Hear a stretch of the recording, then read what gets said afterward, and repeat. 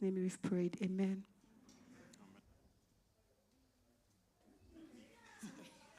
Thank you, Avina. I feel charged up. Let me get set up. Nice.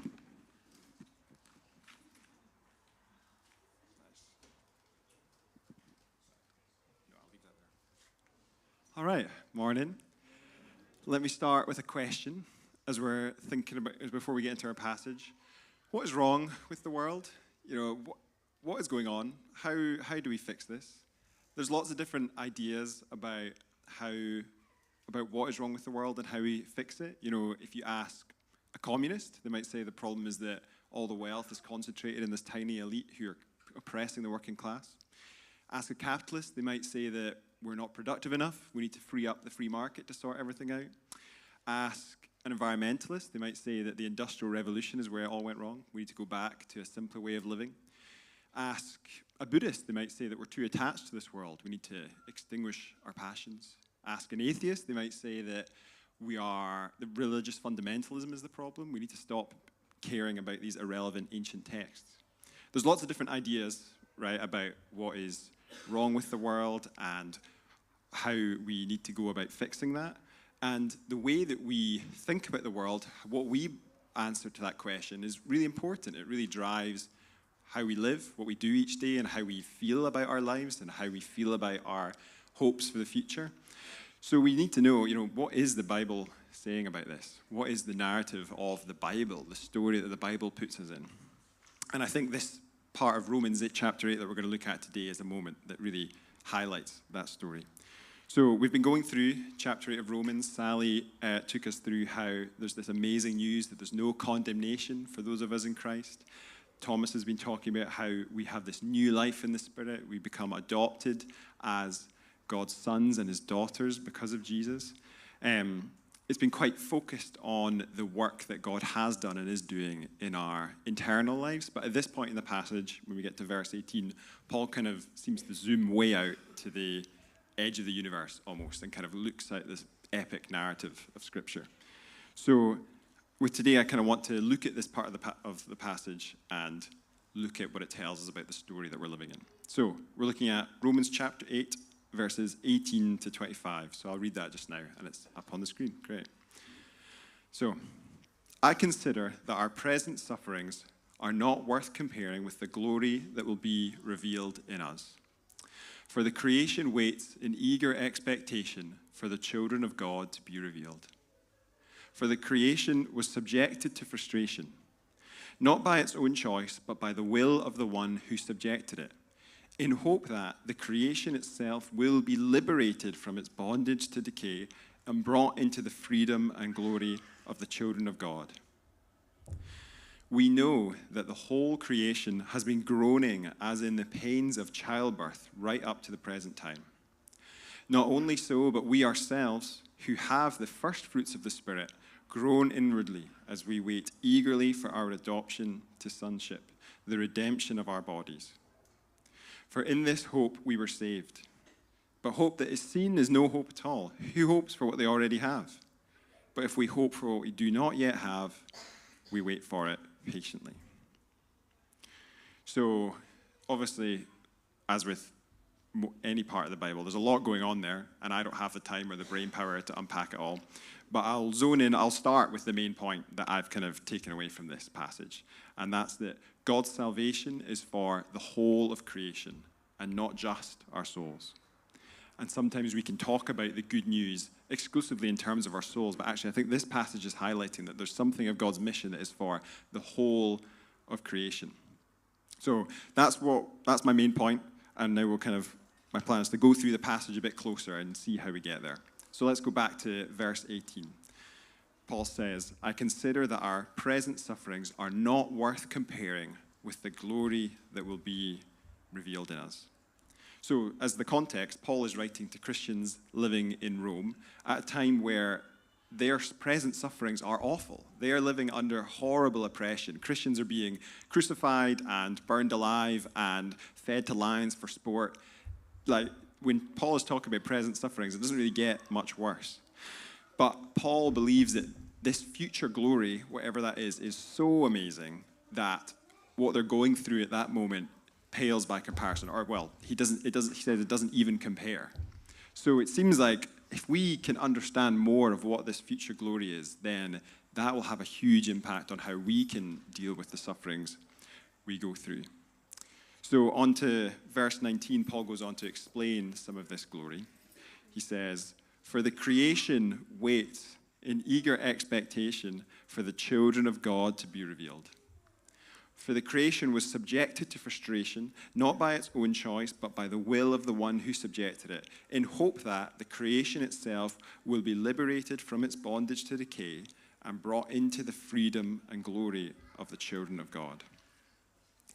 So if we're thinking about that question I started with, like what's wrong with the world, Paul is saying here, creation was subjected to frustration, but one day it will be liberated.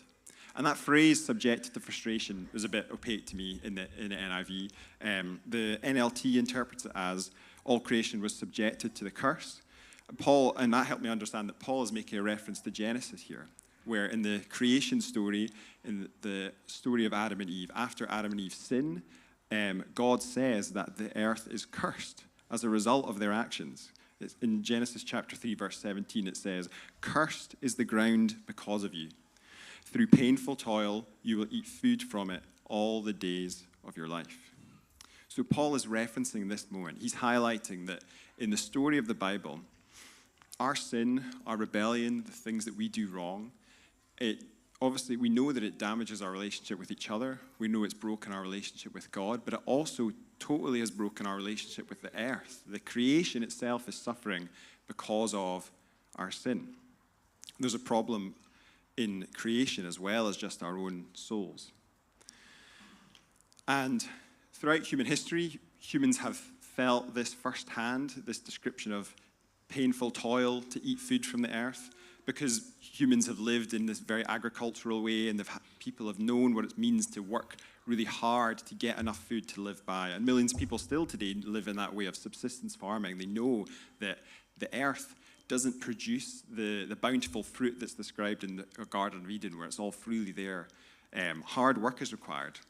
In our context, most of us are more removed from the production of food. We're not all farmers, and we don't have the same fears of food scarcity, so we maybe don't relate to that imagery that's used in Genesis quite as immediately as a farmer would.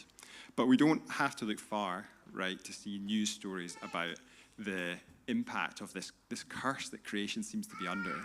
We see natural disasters, but we also see these groans of creation that are a direct result of our actions as well. We see that as we are consuming more, and we're drilling more, and we're burning more, and we're dumping more, we see species are going extinct. We see climate changing. We see weather becoming extreme. We see environments becoming uninhabitable. We see these groans of creation going on. We can see the world and know that something's not right. There's something not right in the world. It's not how it's meant to be. So Paul expands on that in the next verse. He says, "We know that the whole creation has been groaning." And he says, it's been groaning as in the pains of childbirth right up to the present time. And I think this is a great metaphor from Paul, because obviously the pains of childbirth are severe. They are no joke. And when we compare that to the state that we see the world in, yeah, it makes sense to talk about that in those terms. But the key thing is that the pains of childbirth aren't for nothing. They are in anticipation of this amazing thing that's coming. It's because there's a beautiful child being born into the world. And so Paul is using this metaphor, highlighting that the pains of creation are in anticipation of something, because creation is looking forward to this new moment that's going to happen. So verse 23, Paul starts to explore and unpack a bit more of what it is that creation's looking forward to. He said, I'll read it again. "Not only so, but we ourselves, who have the first fruits of the Spirit, groan inwardly as we wait eagerly for our adoption to sonship, the redemption of our bodies. For in this hope we were saved. But hope that is seen is no hope at all. Who hopes for what they already have? But if we hope for what we do not yet have, we wait for it patiently." So this future moment that we're looking forward to, we can learn about it, we can meditate on it, but we're not there yet. So we have to have hope in it. And Paul is describing that we are also, as well as creation groaning and creation going through these pains of childbirth, we are also groaning with creation, looking forward to this day where the problems of the world that we are experiencing, the earth is experiencing, will be put right. And I think this future day, we see that in this passage, this future day is going to be glorious. We'll be adopted into sonship, so we become God's sons and daughters in the fullest sense at that point. We will receive the redemption of our bodies, so our tired, our sick bodies will be restored as they're meant to be. But this is a moment, I think what really stands out to me in this passage is that Paul is talking about creation groaning and looking forward to this moment, and us groaning and looking forward to this moment at the same time. I think what this passage is really highlighting is that the restoration of creation, the liberation of creation, is totally tied up with our own liberation and salvation, right? They're not separate things. God's salvation is for the whole of creation, and it's not just about our souls. Paul says the creation itself will be liberated from its bondage to decay and brought into the freedom and glory of the children of God. So creation being put right is part and parcel with us being put right with God and our sin being dealt with and us being restored to relationship with him. So if we zoom out a bit and think about what this means, I think it highlights that God's plan for the world is to restore creation and restore us as part of this one mission. Verse 19 again says, the creation waits in eager expectation for the children of God to be revealed. And I think this made me think of Revelation at the end of the Bible, where in chapter 21, John writes about his amazing vision that he has. And he said, I saw a new heaven and a new earth. And jumping to verse 3 of chapter 21, John writes, I heard a loud voice from the throne saying, look, God's dwelling place is now among the people, and he will dwell with them. So one day, there's going to be a new heaven and a new earth, and we'll walk with God together. That's part of the future glory that we're looking forward to, and that is good news. And I think that really matters because it stands in contrast to the ways that we can sometimes fall into thinking about the gospel and our salvation. God's salvation is for the whole of creation and not just our souls. And that matters because sometimes, and this will depend on your experience of church and the backgrounds you've come from, sometimes we can summarize the gospel in a little bit of a narrowed down way where we talk about it just in terms of our own souls and what's happening to us. We say, God made things perfect. I sinned and I deserve to die. Jesus died instead of me. Now I can go to heaven when I die. And that is true. That is true. But I think this passage shows it that actually the extent of the gospel is even bigger than just what's happening to our own souls. The whole universe is looking forward to this moment of redemption, of things being put right. And I think this matters because there's a way we can fall into thinking that you can sometimes is known as lifeboat Christianity, where we start to think about the world as bad. Everything that's material, everything that's physical is bad. It's been cursed, and it's all going to burn, and it's all going to fall away. And I just need to focus on holding on for as long as I can until I can be saved by God at the end days or when I die. And we kind of say, we just need to get as many people to say the sinner's prayer, and then we can get them on the lifeboat, and they can have their souls snatched up to heaven when they die and float around on a cloud. But I think that this passage is pointing to a different reality. And this, if that is true, that God is done with the material world, and the material world is all bad, it's done for, then it doesn't really matter how we treat it, right? If it's all going to burn away and fall away, why should we care about the earth? And I think this passage challenges that viewpoint. We are part of a bigger story because we, as humans, were made to look after creation. We're made to rule over creation. And when we rebelled and rejected God and we lived in our own sinful ways, we gave up that role, and creation was cursed as a result. And so when we are saved and we are made in the fullest way of how we're meant to be, creation will also be restored as a result of that. And I think it's really helpful to remember probably one of the most famous verses in the whole Bible, John chapter 3, verse 16, where Jesus says that God so loved the whole world that he sent his only son. He's talking about the world. He's talking about the cosmos. The mission of God is to save the world, the universe. He's not just talking about our souls in the way that we can sometimes truncate the gospel to. So, where am I going? Here I am. There's that photo. I want to take a sidebar to talk about this photo. It's like my favorite picture ever taken, I think.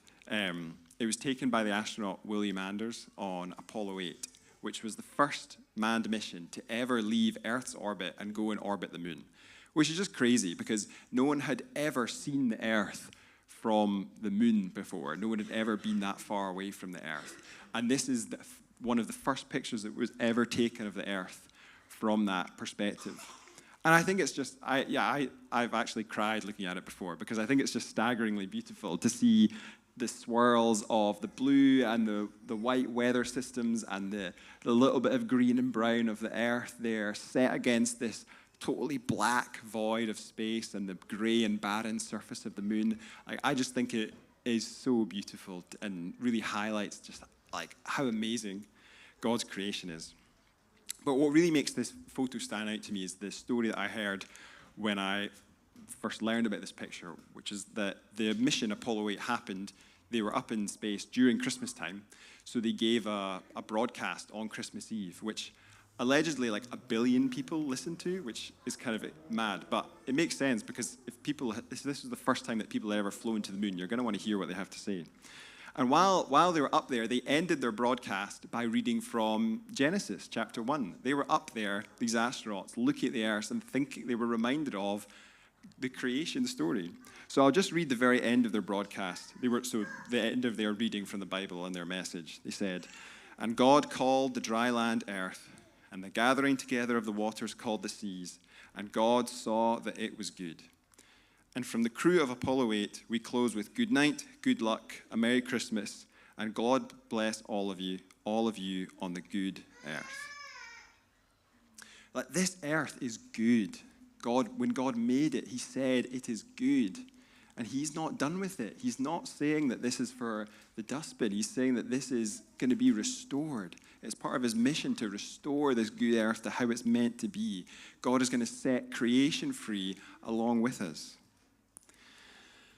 So we can think about that future day where we know that creation's going to be put right. There's not going to be the suffering in creation. There's not going to be the groans of creation that we see today. But we might think, okay, well, if God's going to fix it all one day, again, it doesn't actually really matter how we treat it just now. But I think we need to consider that in our own lives, we know that we are looking forward to a day where if we put our faith in Jesus, there will be a day where we are fully resurrected, we're restored to who we're made to be, we will be free from the habits of sin we find ourselves in, we won't be hurt by other people, we won't be sick anymore. There's that amazing day coming where we are going to be fully the people that we're made to be. But that doesn't mean that we resign ourselves today and say, right, I just need to get by each day and hold on until that moment where I die and then I'm resurrected. We're called by God to live that out each day. By his Spirit's power, we get to participate a little bit more each day in moving towards that end reality, right? That end point. That's what gets called sanctification. We become, by God's grace, a little bit more as we're made to be, and we put to sin to death, and we put on new life, and we get to live more as we're made to be. And part of that process is becoming more like the stewards of earth that we were made to be, the good rulers of earth that God made us to be. So I think it really matters to God that we take care of creation, because creation is good. The material world is good, and God wants to restore it. So how do we do that? It can be quite overwhelming. You know, the problems I'm talking about of climate change and climate and mass extinctions, these are overwhelming. But it's important that we don't let the scale of these things paralyze us, and we can focus in on the areas that God has put under our control. We've all got our own little lots that he has given us some amount of control over and authority over. And it might be things simply starting in your home and thinking about how you manage your bins, how you think about the impact of your diet. You think about the way you use energy in your home, the way if you've got a garden, the way you look after your garden. There's ways that you can take care of your little corner of creation to do what you can to look after it well and honor it and respect it. In your workplace, if you have any kind of sway over the way that your workplace is run and the impact it has on the environment, I think God cares about us using any authority we have to encourage and lead us towards looking after our planet. And in the bigger picture as well, there are elections coming up in May for the Scottish Parliament. Amongst lots of other things, we should be evaluating our potential MSPs on what they're saying about the environment, and do we think that they're going to look after people and look after the planet and lead us to look after this little bit of land we've been blessed with. Yeah, I think the point I'm trying to make is that God has made us to be stewards over creation.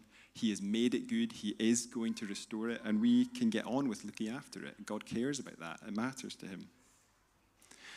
So the passage ends with words on hope. Hope for this future liberation of the world where we're going to be set free from sin. The creation is going to be set free from its curse. But we're not there yet, so we have to choose to put our hope in that. And when we feel, we will have moments of feeling despair at the state of things and the brokenness we see in the world. But we can have a genuine hope that God is restoring things. And Paul is linking this future glory to their present suffering. He's saying, when you're going through the suffering you're going through right now, you need to be thinking about the future glory as well. This moment that we're in isn't the end of the story. Paul is affirming that things are broken, things aren't meant to be the way they are, and your suffering isn't how it's always going to be. There is a day where it's going to be put right. And again, I think that metaphor of childbirth is so good to hold on to, because we know that when we feel the pain of suffering, there is a genuine fruit that comes from it. We are feeling the groans of creation. We're feeling the groans in ourselves of the things that are wrong with the world. And God is using that. That is because there's something beautiful coming. There is this good fruit that is coming from the present sufferings. And God is using our suffering in the big picture. We're looking forward to that end point. But also, the suffering we go through, God does use that to form us in the day-to-day, right? He uses it to shape us, our character, to refine us, to make us more as we've been made to be. And we hate it at the time. It sucks.